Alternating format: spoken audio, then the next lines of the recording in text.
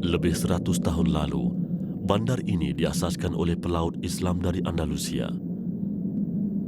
Menjelang kurun ke-16, ia jatuh ke tangan Spanyol, manakala perairannya menjadi perhatian armada laut Perancis, British dan Amerika. Kini, ia menikmati semula kegemilangan di bawah pimpinan Islam.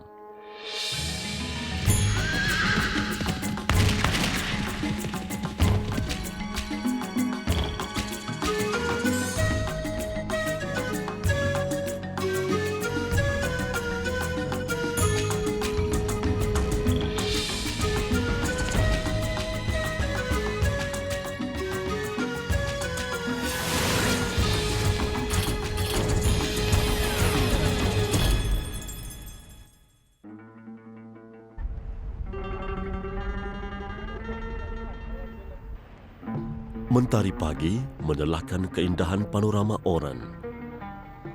Tidak hairanlah jika Albert Camus, pemenang Anugerah Nobel 1957, menjadikannya lokasi menyiapkan antara novel terbaik beliau, The Plague. Gelaran Waharan Al-Bahia bermaksud bandar Oran yang indah dikhususkan buatnya oleh penduduk tempatan. Sebagai pusat perniagaan Algeria, Oran dilengkapi dengan jeti pelabuhan sepanjang 2,700 meter, menjadikannya sebahagian daripada nadi Laut Mediterranean. Perairan yang strategik menghadap benua Eropah telah mengundang pelaut Islam dari Andalusia atau Spanyol. Di bawah pimpinan Muhammad bin Abi Aun dan Muhammad bin Abdun, bandar ini diasaskan pada awal kurun ke-10. Terletak di barat daya Algeria, Oran terpisah sejauh 362 km dari Algiers, ibu negeri Algeria.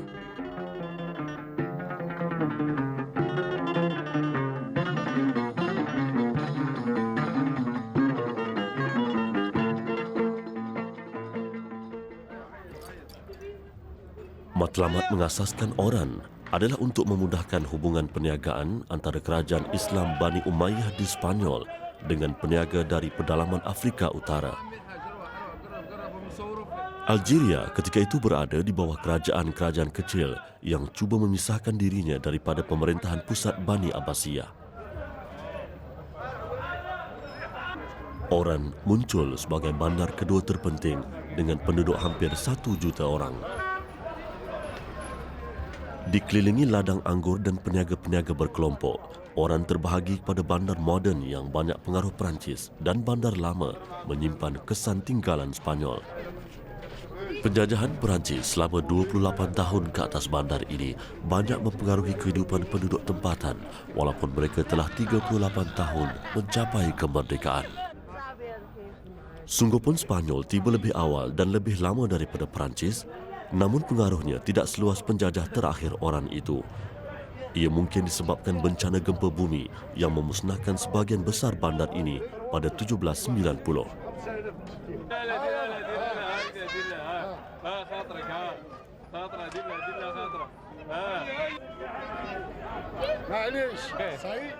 Selain menjadi pengekspor arang batu, gandum, daging, sayur-sayuran dan rokok, ia juga berperanan sebagai bandar industri memproses bahan plastik, kimia dan makanan.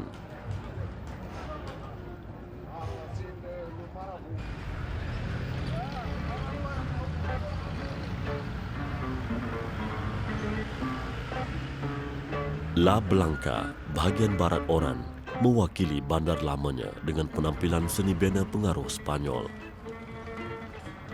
Bandar ini mulanya diasaskan oleh masyarakat Islam Andalusia, tetapi kemudian ditawan oleh tentera Spanyol pada awal kurun ke-16 setelah Andalusia terlepas daripada genggaman Islam.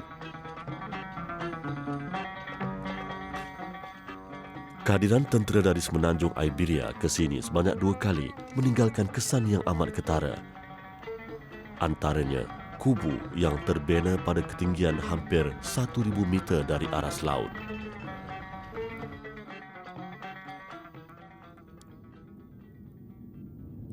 Fort Santa Cruz atau Kubu Santa Cruz begitu strategik untuk mengawal pergerakan musuh dari laut dan sebagai kubu pertahanan. Ia dibina antara tahun 1698 dan 1708 oleh tentera Spanyol sewaktu mereka membantras kegiatan lanun di perairan Afrika Utara. Pengkaji sejarah barat mencatatkan bahawa pelaut Islam menggunakan perairan selatan Mediterranean untuk menyamun kapal-kapal Eropah dan menjadikan anak kapalnya sebagai tebusan. Apakah benar pelaut Islam telah bertindak ganas sebagai lanun atau mereka sebenarnya cuba mempertahankan perairan mereka daripada pencerobohan kapal asing? Hakikatnya, hanya dapat dirungkai melalui kajian secara adil antara kedua-dua pihak. Lebih-lebih lagi, dakwaan ini timbul setelah berlakunya perang salib antara umat Islam dengan penduduk Eropah sebanyak 7 kali antara tahun 1096 hingga 1249. Perkara sumpama tidak ditimbulkan sewaktu Afrika Utara berada di bawah penjajahan Rom, Vandal dan Byzantine sebelum ini.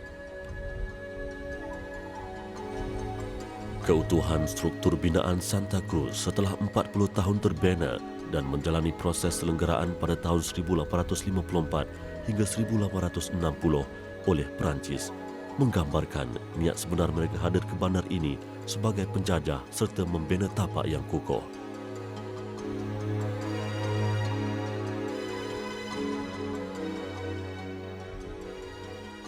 Spanyol mula melancarkan kempen peluasan empayar ke seberang laut selepas penyatuan pemerintahan antara Isabella dari Kastil dengan Ferdinand dari Aragon.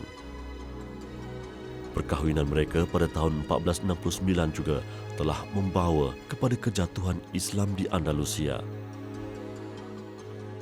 Antara aspirasi mereka dalam kempen itu adalah untuk menyekat kemarahan kerajaan Islam di sekitar Afrika Utara selain mengeksploitasi pelabuhan berhampiran sebagai pusat mengekspor emas dan hamba abdi. Niat untuk menjalin hubungan perniagaan dengan negara timur jauh bagi mengaut keuntungan dan muncul sebagai kuasa besar dunia turut mendorong penjelajahan mereka ke seberang laut.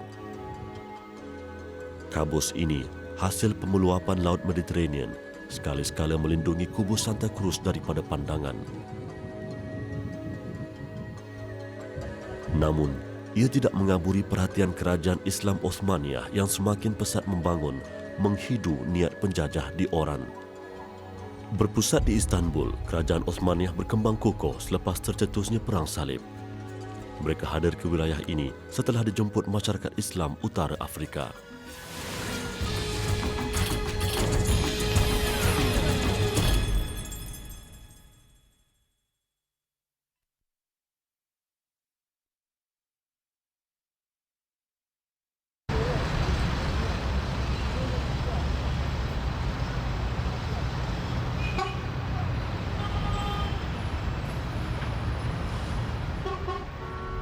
Palace of the Rais atau Istana Raja terletak di bahagian utara bandar Algiers, tinggalan kerajaan Osmaniyah yang menzahirkan kehadiran mereka ke bumi ini. Digazetkan sebagai warisan dunia pada tahun 1992, istana bersejarah menghadap Laut Mediterranean ini menjadi pusat kebudayaan dan kesenian Algeria. Bangunan yang dibina sejak kurun ke-16 ini mewakili kehalusan seni bina Osmaniyah di Algeria. Ia terpisah daripada rangkaian binaan pesisir pantai yang dihubungkan dengan kasbah atau istana utama di tanah tinggi. Ini bersesuaian dengan peranannya sebagai benteng utama untuk mengawal sebarang pergerakan musuh dari arah laut. Pada tahun 1708, armada Laut Osmaniyah diketuai 2 orang panglima bergelar Barbarossa atau Janggut Merah hadir ke Oran untuk mengusir penjajah Spanyol. Kehadiran mereka atas permintaan penduduk Oran serta perkenan daripada pemimpin Osmaniyah ketika itu, Sultan Sulaiman I, telah dipandang serong oleh sejarawan barat. Malah, kedua-dua laksamana itu dianggap sebagai lanun yang berkuasa di Laut Mediterranean. Pandangan ini mungkin didorong oleh kejayaan mereka mengalahkan Spanyol di wilayah jajahan lain seperti Tunisia dan ditambah dengan kejayaan mereka meluaskan pengaruh kerajaan Islam Osmaniyah dari Pulau Sisili hingga ke Venice. Kelihatan seperti kubu dari luar, tetapi bahagian dalamnya menempatkan kediaman serta lorong-lorong yang sentiasa sibuk dengan aktiviti harian penduduk tempatan ketika di bawah era pemerintahan Uthmaniyah. Hari ini, setelah dilakukan pembaik pulihan secara berperingkat, ia dibuka kepada orang ramai bermula pada tahun 1992. Hiasan marmar dan tiang-tiang di bahagian terbuka istana menampilkan pengaruh Rom, tetapi diadaptasi dengan elemen-elemen Islam. Bahagian atas dihaskan untuk wanita dan kaum lelaki ditempatkan di bawah sewaktu tuan rumah menerima kehadiran tetamu. Bahagian bumbungnya sengaja dibuka untuk mendapatkan cahaya serta membolehkan udara panas naik ke atas agar penghuninya sentiasa selesa. Antara keunikan lain bangunan ini ialah strukturnya yang membolehkan penghuni merasa panas ketika berada dalam musim sejuk. Malah, ia turut dilengkapi dengan hamam atau sauna serta kemudahan asas lain seperti tandas dan kamar tidur.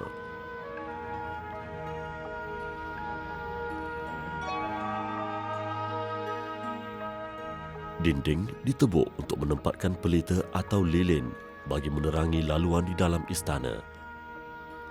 Keistimewaan serta keunikannya menjadikan Palace of the Rise sebagai lokasi lawatan tetamu negara sewaktu mereka berkunjung ke Algeria. Malah, beberapa keramaian tempatan seperti sambutan malam Lailatul Qadar dilakukan di sini.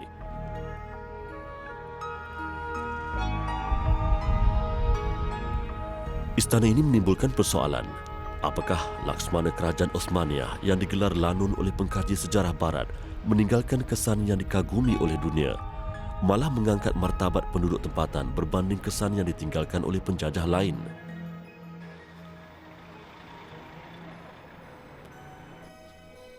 Sebuah lagi tinggalan Kerajaan Uthmaniyah yang menjadi dalil menolak kehadiran mereka sebagai lanun terletak di penjuru Bandar Lama Oran. Mosque of Pasha atau Masjid Pasha turut menampilkan seni bina umat Islam Turki. Ia dibina oleh seorang pembesar mereka ketika berada di sini sebelum kehadiran Perancis. Pasha adalah gelaran yang dianugerahkan oleh Sultan atau Ketua Kerajaan Uthmaniyah kepada pembesarnya. Selepas kejatuhan dinasti itu, gelaran tersebut dihadkan kepada pegawai tentera sahaja, menyamai pangkat jeneral seperti di negara barat. Pengaruh kerajaan Turki Uthmaniyah hadir ke bumi Oran sebanyak 2 kali sebagaimana yang dilakukan oleh penjajah Spanyol. Kali pertama pada tahun 1708, manakala kali kedua pula ialah pada 1792. Kedatangan mereka jelas untuk membebaskan penduduk tempatan serta membangunkan semula bandar ini selepas bencana alam, dan tinggalan mereka pula memurnikan kehidupan umat Islam di sini. Ironisnya, Barat tetap mencatat mereka sebagai lanun dalam lipatan sejarah Laut Mediterranean.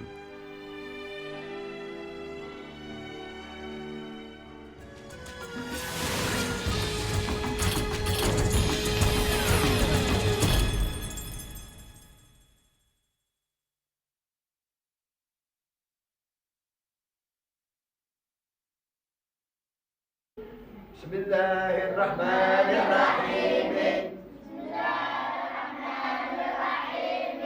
Semara akidah suci yang dibawa ke Oran pada kurun ke-7 mekar menyelah hingga hari ini, walau kuasa asing bertali arus singgah di perairannya. Kehadiran mereka turut membawa budaya dan agama yang cuba diserap ke dalam jiwa masyarakat tempatan.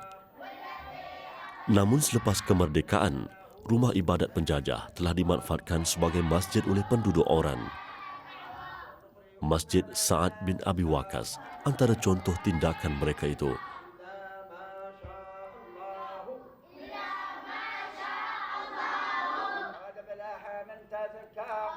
Kelas seperti ini menjadi rutin kepada anak-anak yang berusia antara 5 hingga 13 tahun di Oran. Pendidikan asas ditanam sejak awal melalui kaedah tradisional yang turut dilalui oleh generasi silam. Penggunaan papan nipis bertulis ayat suci dikenali sebagai lawahah cukup popular di sini. Kaedah ini dikatakan membantu mempercepatkan hafalan anak-anak. Bagi Imam Muhammad Bakhalid, Dalam usia 58 tahun, dia mencurahkan tenaganya mengajar generasi baru mengenali Al-Quran sebagai satu bakti, walau ia tidak setanding jasa pengembang syiar Islam di wilayah ini.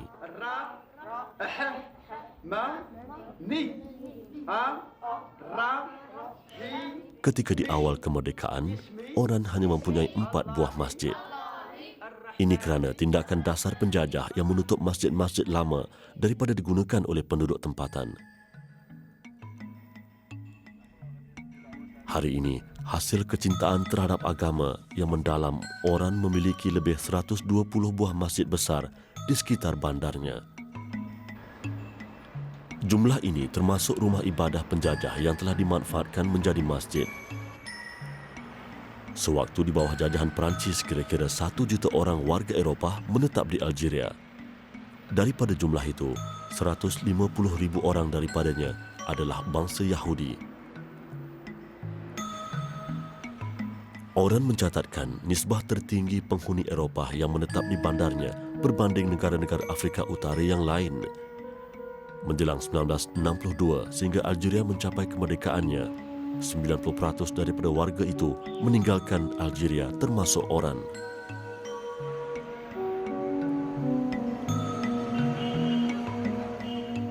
Masjid Sahabat Abdullah bin Salam antara bangunan tinggalan warga Eropah di bandar ini. Asalnya, ia digunakan oleh komuniti Eropah bangsa Yahudi melakukan upacara keagamaan. Tetapi setelah mereka meninggalkan Oran, bangunan ini terbiar usang. Pihak pentadbir tempatan memanfaatkannya sebagai masjid bagi memenuhi keperluan umat Islam Oran yang semakin meningkat, lebih 1 juta orang. Bangunan ini dibina pada 1880 sebelum diubah peranannya sebagai masjid pada 1974. Sesuai dengan fungsi barunya, bahagian dinding masjid tertera ayat-ayat suci Al-Quran. Kayu yang diguna bagi membina mimbar masjid ini dibawa khas dari Tlemcen, sebuah bandar di barat Algeria.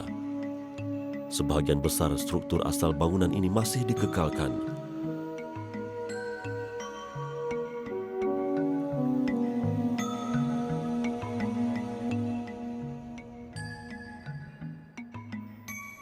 Masjid ini mampu menampung jemaah seramai 4,000 orang pada satu-satu masa dan bahagian atasnya dihaskan buat jemaah wanita. Tiang bangunan berusia 120 tahun ini serta batu marmar yang menghiasi dindingnya diimport dari Itali, manakala kayu di bahagian pintu utama dibawa dari Spanyol.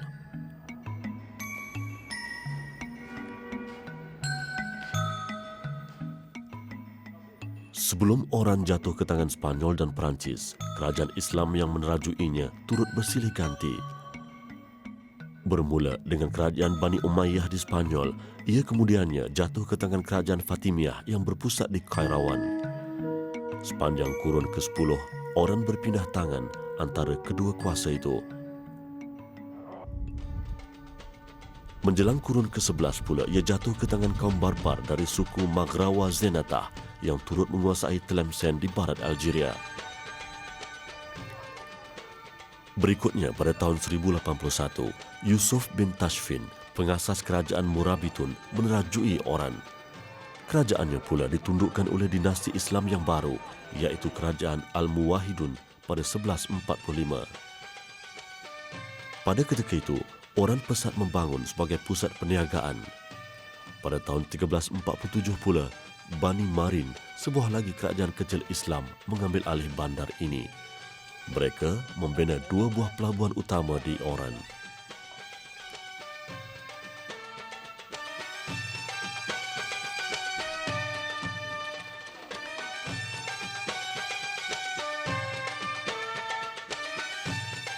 Masjid utama di Bandar Lama Oran sering menerima kunjungan tetamu kerana keaslian seni benanya. Masjid ini adalah lambang kesyukuran umat Islam Oran apabila penjajah Spanyol dihalau keluar.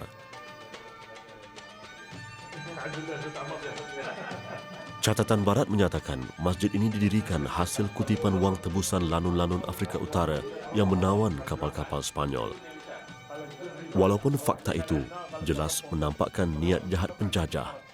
Namun, umat Islam harus berfikir tentang perebutan kuasa sesama mereka sebanyak 6 kali di Oran yang akhirnya mengundang kehadiran Pedro Navarro, Laksmana Spanyol, mengambil alih bandar ini. قاعد باش عليه وهذا المسجد مبني قبل الصومعة. هذا من دار الملك، دار معركة مع الأسبان وغلبهم، بنى هذه المنارة شكرا لله. Akibat tidak mempunyai semangat untuk bersatu, maruah umat Islam Oran tergadai kepada kuasa asing. Masjid ini sendiri telah ditutup oleh Perancis panjang mereka berada di sini dari 1831 hingga 1962. Sungguh pun Oran kini berada di bawah pimpinan Islam, namun fitnah serta gelaran lanun terhadap masyarakat Islam akan terus kekal dalam catatan sejarah Barat akibat perpecahan di kalangan umat Islam.